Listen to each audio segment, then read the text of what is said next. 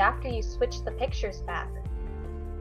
Well, I had people texting me asking if I was okay.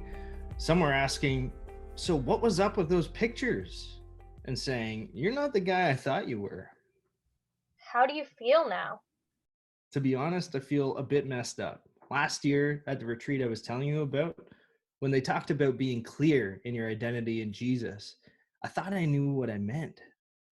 I'm seeing now that I wasn't who I really am across all accounts.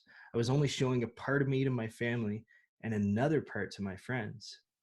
So, what's your next step? When I think about it, my first profile pic is really who I am.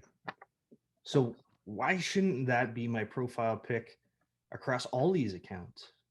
After all, if this is me, then I should be consistent, right? What does it mean to be consistent in your life across all platforms? Whether you're at home, at school, or at church, on Snapchat, on Instagram, or on TikTok, are you the same person everywhere, with everyone, across all your platforms?